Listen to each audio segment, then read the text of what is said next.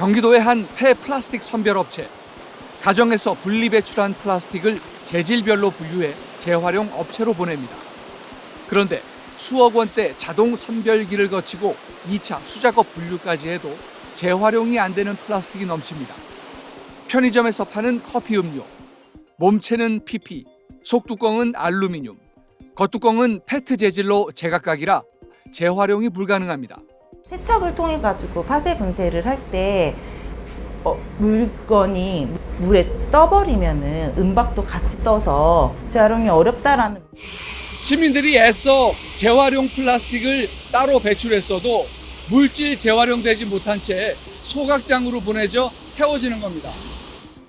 활용도가 낮아 재활용이 어려운 짙은색 플라스틱류와 화장품 통도 대부분 폐기 처리됩니다.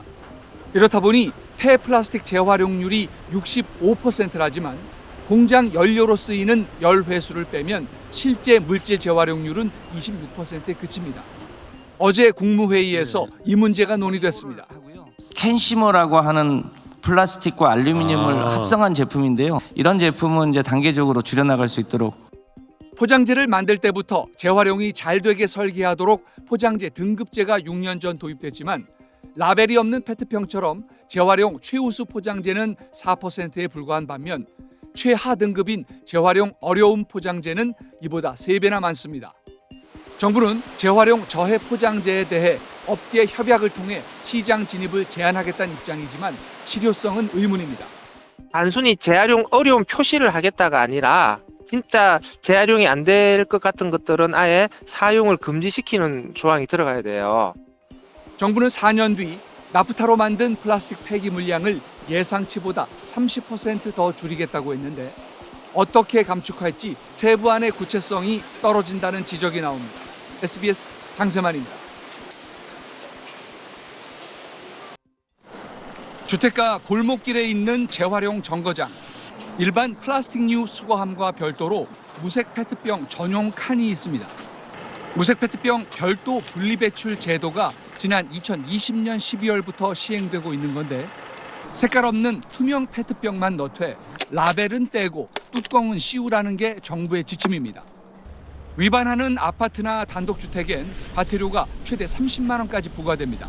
문제는 시민들이 애써서 투명 페트를 따로 모아놔도 당초 의도했던 식품 용기로의 고품질 재활용이 잘 이루어지지 못한다는 겁니다.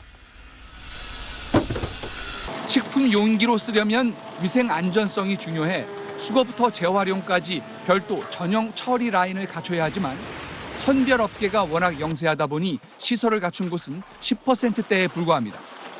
이 때문에 현장에선 무색 페트병과 나머지 플라스틱류를 기껏 따로 모아놨더니 수거할 땐 같은 짐칸에 뒤섞어 가져간다는 반발이 이어지고 있습니다. 두 개가 합쳐진다? 다 합쳐져요. 페티병 라벨 띄든 안 띄든 비닐이 뭐 플라스틱 일반 그런 게 다 그냥 혼합해서 그냥 같이 가져가는데 그게 의미가 없는 것 같아요. 실제로 연간 페트병 생산량 35만 톤 가운데 전용 라인을 통해 재활용을 거쳐 식품용 재생 원료로 만들어지는 건 1%에도 못 미치는 걸로 추정됩니다. 게다가 재활용 기술이 좋아져 혼합 수거된 폐 플라스틱류에서도 식품용 재생 원료를 뽑아내는 게 가능해지면서 상황이 달라졌습니다. 해당 업체에 가봤습니다. 광학분류, 초음파 세척 기술 등이 인정돼 식품 용기로 다시 써도 된다는 식약처 승인이 올해 초 나왔습니다. 인공지능 로봇가 투명 페트병과 유색 페트병을 자동으로 선별하는, 그래서 더 많은 양의 페트병을 보다 정확하게. 이게 가능한데 굳이 시민들에게 번거롭게 라벨을 떼게 해 별도 배출하도록 해야 하느냐는 게 정부의 고민입니다. 기후에너지환경부는 다음 주쯤 발표 예정인 탈플라스틱 로드맵에 무색 페트병 별도 배출 백지화를 포함하는 방안을 검토하고 있습니다. 이 내용 취재한 장세만 기자 나와 있습니다. 장 기자, 이게 애써서 이 페트병 라벨을 떼서 버려도 이게 모여서 식품 용기로 재활용되기가 어렵다는 거잖아요. 그럼 애초에 이 제도 설계 자체가 좀 잘못된 거 아닙니까? 네, 이 제도가 도입된 취지는요. 여러 종류의 플라스틱이 섞이면 노끈이나 솜 같은 저품질 제품으로밖에 못 쓰이게 되고요. 또 음식물 등으로 인해서 오염도가 심해서 식품 용기로 만들기 어려운 반면에 무색 페트만 별도 전용 처리 라인을 거칠 경우에 고품질 재활용이 가능하다는 거였습니다. 그러면서 정부는 처음엔 모이는 양이 적겠지만 차츰 홍보가 되면 늘어날 거다. 그러면 선별업계도 사업성을 갖추게 돼서 전용 시설 투자를 늘릴 거다. 이런 논리를 내세웠습니다. 하지만 선별업계의 투자 크게 늘지 않았습니다. 애초 업계의 사정을 제대로 감안하지 못한 거다. 이렇게 볼 수 있을 것 같습니다. 네, 그런데 또 이 제도를 유지해야 한다 이런 사람들도 있잖아요. 그 논리는 뭡니까? 네, 환경단체들이 그런데요. 논리는 이렇습니다. 재활용 기술이 좋아져서 상황이 달라졌다지만 결국 이거는 대량의 세척 약품과 물, 전기가 사용될 수 있어서 환경에는 안 좋다는 겁니다. 또 제도 시행 6년째를 맞아서 이미 일상에 자리 잡은 만큼 제도를 백지화할 게 아니라 제도는 유지하되 세부적으로 개선, 보완하자는 겁니다. 네, 그러면 이 제도 백지화, 유지 가운데 어느 쪽으로 지금은 좀 무게가 쏠리고 있는 겁니까? 네, 정부가 지금 이해 당사자들과 막판 의견 조율 중인데요. 정부 당국은 백지화에 무게를 싣고 있지만 환경단체가 맞서는 상황인 걸로 전해지고 있습니다. 백지화 결정을 내릴 경우 정부가 그간의 정책 실패를 자인하는 셈이라서 백지화 검토 수준에서 결론 날 거라는 관측도 있습니다. 만약 존치 쪽으로 결정이 나더라도요. 시민들의 별도 배출 참여 노력이 헛되지 않도록 현 제도의 운영 실상과 문제점 반드시 점검돼야 할 걸로 보입니다. 네, 장 기자 잘 들었습니다. 인천 계양구에 사는 임지영 씨는 우유를 다 마시고 남은 종이팩을 씻고 말려 따로 모읍니다. 아파트 단지에 전용 수거함이 없어 모아둔 팩을 들고 마을협동조합까지 10분을 걸어가 종량제 봉투로 교환합니다. 수거함이 있었으면 좋겠다 해가지고 뭐 구청에 문의도 하고 그랬는데 이제 민원 같은 게 많아서 못 해주신다고 하시더라고요. 전국 대부분 지역에 전용 수거함이 없다 보니 우유팩 등 종이팩의 재활용률은 10%대에 머물고 있습니다. 서울 도봉구의 한 아파트 주민들은 발품을 팔지 않아도 됩니다. 지자체의 시범 사업으로 전용 수거함이 설치됐기 때문입니다. 그전에는 그냥 이 상자 버리는 데다 종이 버리는 데 거기다 그냥 버렸었어요. 근데 이제 이번에 이렇게 되는 바람에 버리고 있습니다. 이렇게 수거된 우유팩 등은 선별장으로 옮겨집니다. 컨베이어 벨트 위에서 일반 종이팩과 알루미늄 코팅이 된 멸균팩이 자동으로 분류됩니다. 지금 보시는 이 장비가 종이팩의 종류를 읽어내는 광학 선별기입니다. 이 기기를 활용하면 일반 팩과 멸균팩을 95%의 정확도로 분류할 수 있습니다. 우유팩은 현재 100% 가까이 수입에 의존하고 있는 최고급 펄프로 재탄생합니다. 일반 보지보다는 펄프로 활용되는 우유팩이 4배 정도의 높은 부가가치가 있는 원료로 사용이 될 수 있다고 보시면 될 것 같습니다. 정부는 올해 상반기 중 전국 아파트 단지에 종이팩 전용 수거함 설치를 의무화할 방침입니다. 어기면 과태료가 부과될 수도 있습니다.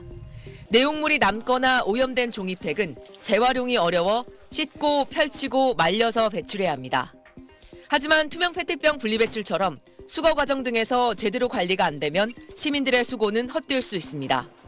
또 종이팩을 분류하는 광학 선별기가 전국에 4곳밖에 없는 만큼 선별시설 확충도 시급해 보입니다.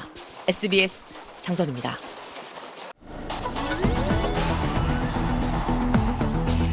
어둠이 내려앉은 서울의 주택가. 골목길 곳곳에 가정집에서 내놓은 쓰레기들이 쉽게 눈에 띕니다. 얼었다가 녹힌 고기 같은데 청경채, 이건 이제 팽이버섯 꼭다리 자른 거고요. 캔인데 안에 보면은 담배가 가득하거든요. 종량제 봉투 속 음식물, 재활용할 것 없이 아무렇게나 버려진 쓰레기들. 저 뛰어가도 돼요?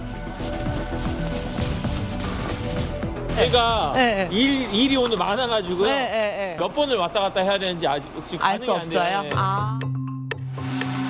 내용물을 확인할 겨를도 없이 쓰레기 봉투들은 수거되고 대형 트럭에 한가득 실려 어둠을 뚫고 서울을 빠져나갑니다. 1시간을 달려 도착한 곳은 경기도 화성의 한 재활용 업체. 벌써 쓰레기 쌓이는 거 아니야? 새카만 어둠 속 창고 문이 열리자 쓰레기 무덤이 모습을 드러내고 트럭은 서울부터 싣고 온 쓰레기를 그 위로 또 쏟아냅니다.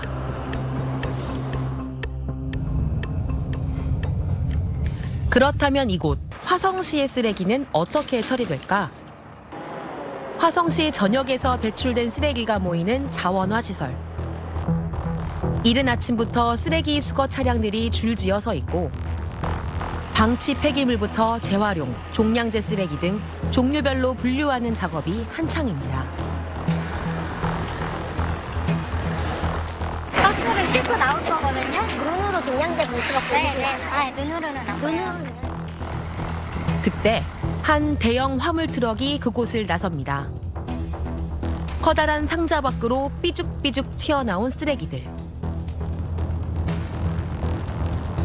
그렇게 100km를 넘게 달려 도착한 곳은 충북 청주의 한 농촌 마을.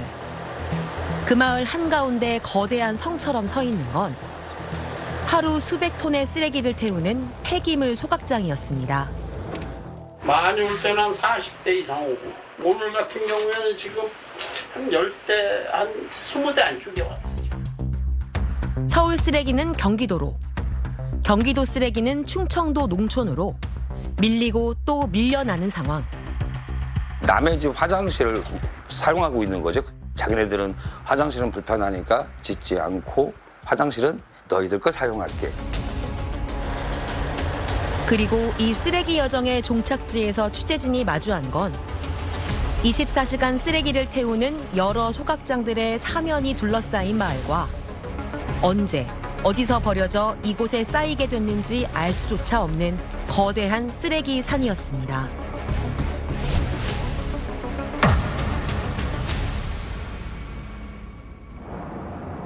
수도권 종량제 쓰레기가 이렇게 대대적으로 지방으로 버려지기 시작한 건 지난 1월부터입니다. 그전까진 인천에 있는 수도권 매립지에 상당량을 그대로 묻었는데 수도권 종량제 쓰레기 직매립이 전면 금지되면서 이제는 쓰레기를 태우고 남은 재만 묻을 수 있습니다. 매립이라고 하는 거는 절대적으로 땅을 소비해야 되는 방식이잖아요. 그러니까 우리나라는 땅이 부족하기 때문에 그 직매립으로는 그 폐기물 처리의 안정성을 담보할 수가 없는 거죠. 그러니까 결국 폐기물 처리를 지속 가능하게 안정적으로 해야 된다고 본다면 직매립 금지는 불가피한 거죠. 문제는 쓰레기를 태울 곳이 턱없이 부족하다는 것. 서울에 있는 공공소각장은 4곳의 광역자원회수시설과 은평의 소규모 소각장까지 5곳에 불과한데 처리 용량도 부족하고 가동률도 떨어져 실제 배출되는 쓰레기의 70% 정도만 소각이 가능한 실정입니다. 매일 800에서 1000톤 규모의 쓰레기가 태워질 곳을 찾아 헤매고 있다는 뜻입니다. 하루 1000톤 소각이 가능한 공공소각장을 마포구에 추가 건설하려 했지만 행정소송 결과 결국 무산되면서 서울 안에 공공소각장을 당장 더 짓기는 어려워졌습니다. 대부분이 이제 그 내구년도가 초과됐고, 근데 거기 시설들이 처음 설계를 할 때 음식물 쓰레기가 분리 배출이 안 된다는 전제 조건에서 시설이 설계가 된 거예요. 그러니까 발령이 굉장히 낮게끔 유지가 돼서 운전이 돼야 돼요. 근데 지금은 물기가 음식물 쓰레기 다 빠졌잖아요. 고발령이 돼 있어요. 굉장히 발열량이 높아요. 그러다 보니까 이 발열량 높은 걸 태울 수가 없어. 그래서 거꾸로 얘기하면 가동률이 80%, 70%밖에 안 돼요. 서울 25개 자치구 중엔 종량제 쓰레기를 단 1g도 서울에서 태우지 못하는 곳도 있습니다. 바로 서울 금천구입니다.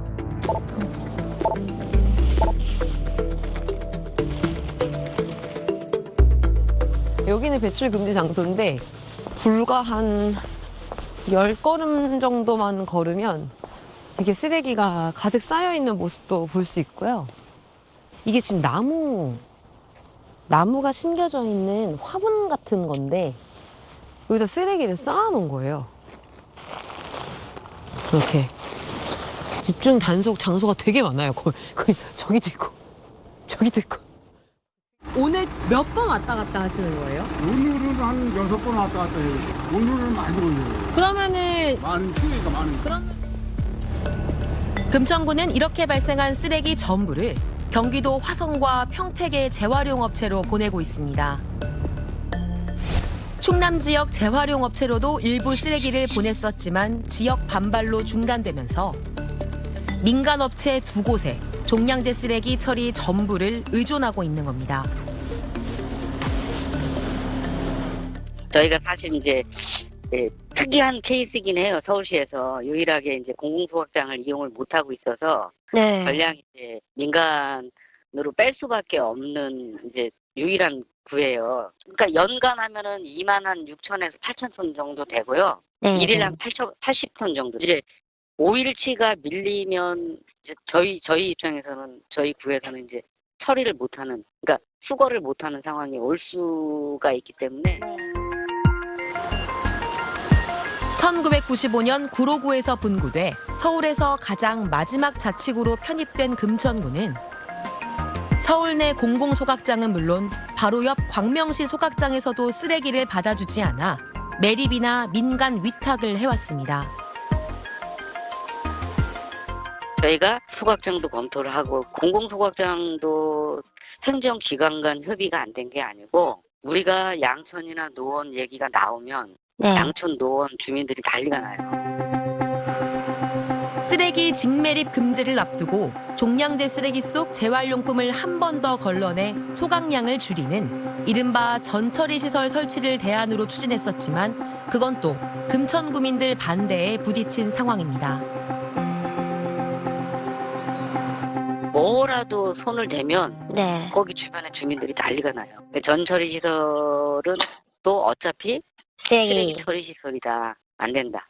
뭐 그게 이제 더 강하죠. 그것도 이제 완전히 막혔잖아요. 막힌 상태에서 그러면은 민간 위탁밖에 없는데. 금천구는 재활용 업체에 톤당 약 15만 3천 원을 내고 쓰레기 처리를 맡기고 있습니다. 하루 평균 80톤의 쓰레기를 위탁 처리하기 위해 매일 1,200만 원 넘는 세금이 민간업자 주머니로 가고 있는 겁니다.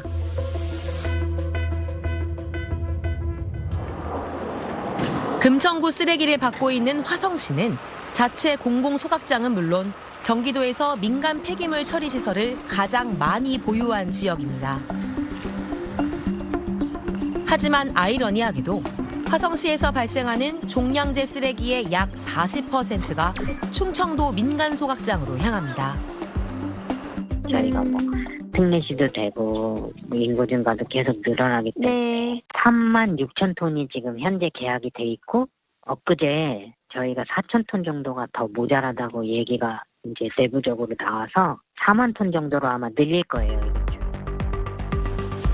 인구 증가에 따라 생활 폐기물 발생이 늘었는데도 공공소각장을 확충하지 못한 게 가장 큰 이유지만 관내 민간업체 대다수가 서울 폐기물을 더 높은 단가에 처리하고 있는 것도 원인 중 하나입니다. 남의 동네 쓰레기를 비싸게 받느라 정작 자기 동네 쓰레기를 처리하지 못해 충청도로 원정을 보내는 셈입니다. 서울시는 민간 위탁 물약 전량을 서울 지역 이외의 지역에서 처리하고 있습니다. 그중 70%는 안산, 화성 등 경기도 지역에서 처리하고 있습니다. 경기도 또한 23만 톤이 넘는 생활 폐기물을 민간 위탁 처리하고 있습니다. 이 중 약 34%는 강원, 춘청 등 수도권의 지역에서 처리하고 있습니다. 서울의 쓰레기는 경기도로, 경기도의 쓰레기는 다시 비수도권으로 이동하는 구조, 직매립 금지가 원정 처리 확대로 변질되고 있습니다. 화성시가 자체 처리하지 못하는 쓰레기의 절반이 도착하는 곳. 충북 청주시 최북단에 위치한 북이면입니다. 태어나셨을 때 어떤 마을이었어요? 맑은 마을? 푸른 숲, 맑은 물? 살기 좋은 동네라고 이렇게 손 꼽아준 동네야. 물도 청주서 여기 와서 떠갔어. 물이 좋아가고. 51개 작은 마을에 4천여 명 남짓한 주민들이 옹기종기 모여 벼농사, 배추농사 지으며 살아가던 평화로운 농촌이었던 곳. 하지만 20여 년 전부터 민간 소각장이 하나둘 들어서면서 마을마다 반경 2-3km 앞에 소각장을 마주하며 살게 됐습니다. 저 보이잖아. 저게 소각장이야. 차로 딱 2km야. 그 여기 있으면 여기 소각장이지. 이거 너무 요거 바로 여기는 보여. 대한항은 저기고 우주랑은 여기인데 사방 다 있는 게 여기. 환경을 생각 안 했어. 그 당시에는 몰랐어. 근데 처음에 해서 못 들어가게 할 수 있는 거거든. 현재 북이면에는 3개의 민간 소각업체가 운영 중인데 각각 하루 352.8톤, 99.8톤, 91.2톤을 태울 수 있습니다. 전국 하루 쓰레기 소각량의 약 7%가 이곳에서 태워집니다. 이 3개 소각업체가 수도권 지자체와 계약한 생활 폐기물 규모는 26,428톤. 원래는 사업장 폐기물을 주로 처리하는 곳들이지만 수도권 쓰레기 직매립 금지로 생활 폐기물 수주에 적극 뛰어들면서 처리 물량도 크게 늘었습니다. 실예로 이 소각업체는 무려 180km 떨어진 강화군의 생활용 폐기물을 톤당 26만 원씩 받고 3,200톤까지 가져오기로 했습니다.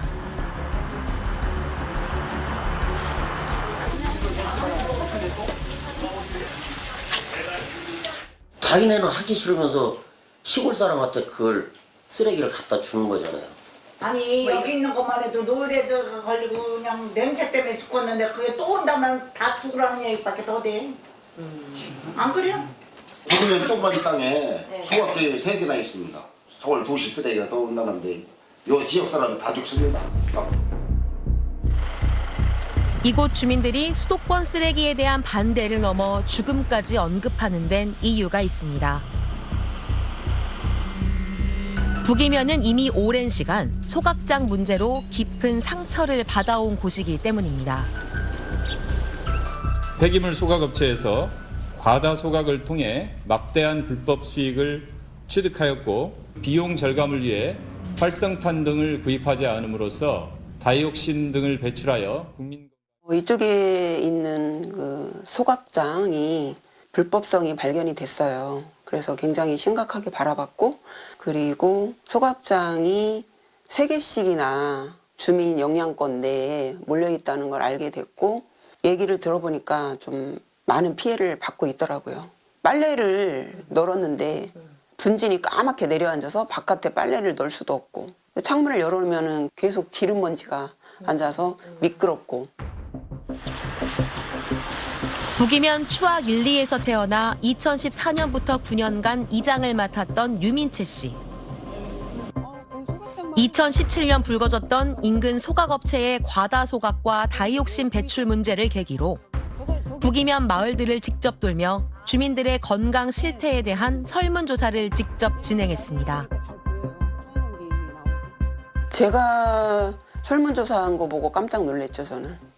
2018년 5월에서 이제 한 달간 조사를 한 건데 19개 마을에서 응답을 준 거잖아요. 근데 폐암이 그때 31명이었어요. 전체 60명 중에서. 19개 마을에서 60명도 굉장히 많은 숫자인데 60명 중에서 31명이 폐암이다? 이거는 뭔가 문제가 있다고 생각을 했죠.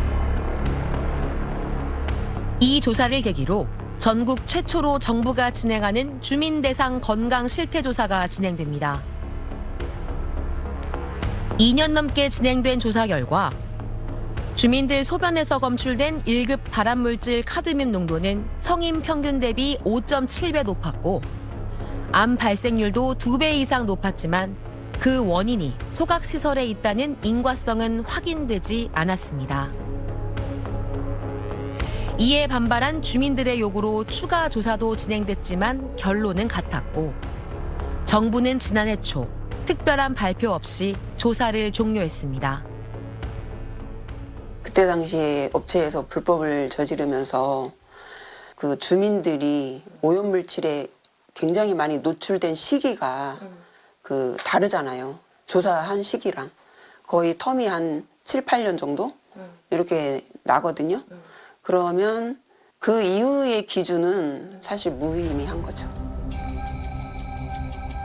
북이면 주민들의 피해에 대한 전국적 관심이 모아지고 정부의 실태 조사도 이루어지면서 과거와 같은 소각업체의 노골적 불법 행위는 사라졌다고 주민들은 말합니다. 하지만 마을 사람들은 여전히 소각장에 대한 불신과 건강 문제에 대한 염려를 놓지 못하고 있습니다. 그 여기 계신 분도 이제 암돌렸다가 이사를 가셨어. 여기 못 살겠다고 가다 청주 나가서 돌아가셨어.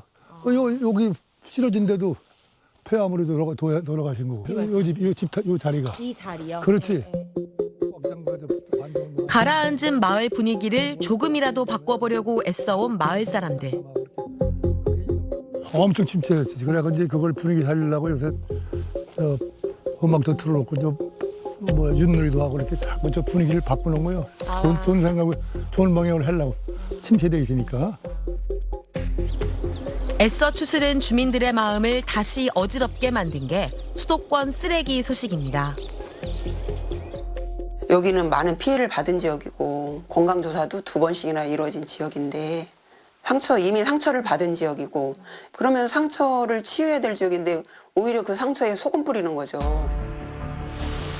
2017년 전국 최초로 만들어진 민간 소각장 주민 감시 초소는 최근 밀려오는 수도권 쓰레기 탓에 다시 바빠졌습니다. 지금 카메라가 비치고 있는 것은 쓰레기가 들어오게 되면 이제 1차적으로 보관하는 창고가 돼요. 거기가 관리가 1차적으로 안 되면 악취 부분이나 아니면 여러 가지 문제가 발생되는 부분이 있었기 때문에 그 관리하는 부분을 저희들은 중점적으로 많이 보고 있어요. 기존에 오던 쓰레기 양이 있고 쓰레기를 우리가 처리하던 부분들이 있는데 서울의 쓰레기가 추가적으로 더 와가지고 더 많이 태워지지 않는 거냐 하는 우려가 섞인 목소리를 가지고 계신 분들도 많고요. 결국은 서울의 저는 이기주의라고 생각을 하고요. 서울에서 만들어지는 쓰레기는 전처리를 하시든 소각장을 지어서 처리를 하시든 서울에서 하시는 게 맞습니다. 취재진은 북이면 소재 소각업체들의 취재를 요청했고 가장 규모가 큰 업체로부터 취재에 응하겠다는 답을 받았습니다. 지금 여기는 1호기 소각로 반입장이고요. 네네. 한꺼번에 쏟나요? 보통 차로다가 들어오기 때문에 차 하차는 한 번에 다 하차를 하죠. 그러면 쏟게 되면 산업 폐기물이나 생활 폐기물이 섞이게 되겠네요. 네. 그러니까 그거를 분리해서 소각하는 건 아니네요. 예, 그건 아닙니다. 네. 2001년 북이면에 자리를 잡은 이 소각장은 지난 20여 년간 여러 차례 운영 주체가 변경됐고 현재는 글로벌 자본이 투입된 환경 전문 기업이 소유하고 있습니다. 증설을 거쳐 현재 3개의 소각로에서 하루 352톤의 폐기물을 소각하고 있지만 과거와 같은 과다 소각이나 기준치를 위반한 유해물질 배출은 없다고 말합니다. 그때는 이제 불법 소각이라든가 과소각 그런 게 많았습니다. 근데 저희 그 회사가 한 15년 전부터는 아무래도 그 모든 방제설이라든가 처리 기준이 다 명확하게 확립되어 있는 상태에서 처리하게 됐다 보니까 그런 걱정은 이제 좀 많이 안 하셔도 될 것 같은데 많이 하시는 것 같습니다. 민간 소각업체들은 최근 불거진 수도권 쓰레기 문제와 관련해 공공이 소화하지 못한 물량을 민간이 대신 처리하고 있음에도 지나친 비난을 받고 있다는 입장입니다. 지금 안타깝게도 정부나 지자체에서 처리할 수 있는 준비가 안 돼 있습니다. 그러다 보니까 공공입찰을 내서 낙찰을 받아서 처리를 하고 있는 건데 저희 입장은 어차피 누군가는 처리를 해야 된다면은 우리가 또 거기에 좀 일조를 해야 되지 않을까. 하지만 법에서 공공의 책임으로 규정된 생활 폐기물을 민간에 의존하는 방식이 지속 가능할까? 전문가들은 고개를 젓습니다. 지금 수도권 같은 경우에 종량제 봉투의 한 30-40%를 민간이 지금 의존하는 구조가 되어버렸거든요. 이 정도의 양을 항상적으로 민간에 의존하는 상황까지 가버리게 되면 이제 민간의 시장 변동의 충격이 고스란히 우리 일상 시민들의 쓰레기 배출로까지 바로 올 수도 있겠다. 처리 단가가 올라갔어요. 이제는 입찰이잖아요. 입찰 단가를 18만 원, 뭐 25만 원, 30만 원 단가를 많이 올렸죠.